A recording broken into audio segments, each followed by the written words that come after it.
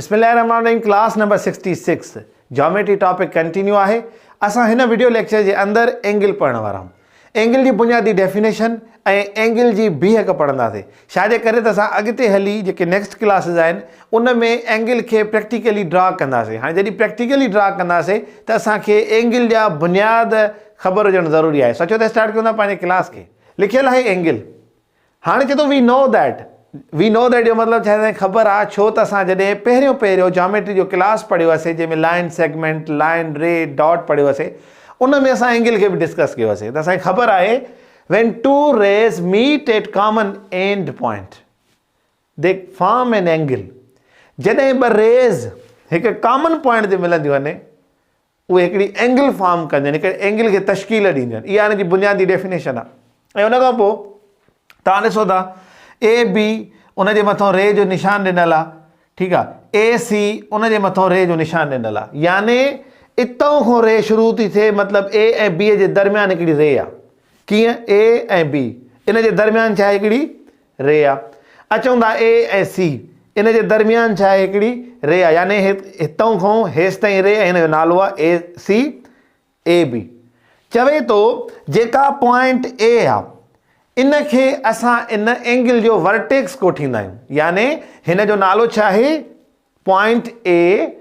उन खे असां एंगल में छा चवंदा आहियूं? वर्टेक्स। ॿी कहिड़ी शइ आहे? चए थो A B and A C called its arms या साइड्स, यानी हिकु एंगल जूं जेके रेज़ हूंदियूं आहिनि इहे इन जूं बाहूं सॾियूं वेंदियूं आहिनि, या चवंदा आहियूं त इहे एंगल जूं साइड्स आहिनि। हाणे ॾिसो जेका ए ऐं बी आहे इन खे असां चवंदा आहियूं इनिशियल आर्म। उन खां पोइ असां हिन खे चवंदा आहियूं टर्मिनल आर्म। ए ऐं सी छा आहे? हिन जी टर्मिनल आर्म। सो कहिड़ियूं कहिड़ियूं शयूं असां ॾिठियूंसीं? हिकु ॾिठोसीं वर्टेक्स जेको पॉइंट ए आहे, ऐं उन खां पोइ ए बी ऐं ए सी बाहूं आहिनि, पर इन बाहुनि जो या साइडुनि जो नालो छा? हिकिड़ी थी वई इनिशियल आर्म ऐं ॿी छा आहे असांजी? Terminal arm. हाणे जेको हीअं असांखे मिलियल आहे ए बी ए सी, तव्हां ॾिसंदा हूंदव त इन ॿिन्ही में कॉमन ए आहे, ऐं इहा ए छा आहे? हिन जो वर्टेक्स आहे। हाणे असांखे जॾहिं बि असाइनमेंट मिलंदो या हिन एंगल जो नालो ख़बर आहे छा आहे? हिन एंगल जो नालो आहे सी ए बी या बी ए सी। हिन खे असां हीअं एंगल जो नालो लिखंदा आहियूं, ठीकु आहे। त हीअ एंगल कहिड़ी आहे? बी ए सी, यानी जेका शइ विच ते आहे इहो हिन जो वर्टेक्स आहे।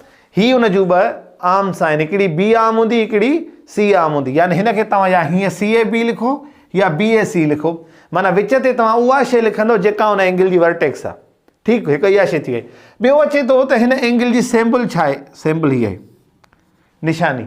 कीअं? यानी ॾिसो जॾहिं असां हीअ एंगल ड्रा करे वेंदासीं असां आंसर में छा लिखंदासीं? उहो लिखंदासीं एंगल बी ए सी। हे असांजो जवाबु आहे। ईअं लिखूं एंगल जो सिंबल ॾेई करे सी ए बी, हे हिन जो जवाबु आहे। माना हे असां कंहिं महिल लिखंदा आहियूं? या त असांखे को असाइनमेंट मिले, ठीकु आहे, मतिलबु को तव्हांखे चवे थो ड्रा एंगल जी सिंबल ॾेई करे चए थो बी ए सी, असां सम्झंदासीं त असांखे एंगल ठाहिणी आहे जंहिंजा नाला ही हुजनि, उनजो वर्टेक्स ही हूंदो, उनजूं आर्म्स ही हूंदी। हिन नंढे वीडियो जे अंदरि असांखे बुनियादी तौर ते इन ॻाल्हि खे सम्झणो हुयो हिकु एंगल फॉर्म कीअं थींदी आहे। मूंखे उमेदु आहे त तव्हांखे ख़बर हूंदी त हिकु एंगल तश्कील में कीअं ईंदी आहे। वरी मिलंदासीं नई क्लास में, तेसिताईं गॾिजो सिंधी थाट सां। अस्सलाम वालेकुम वरहमतुल्लाह।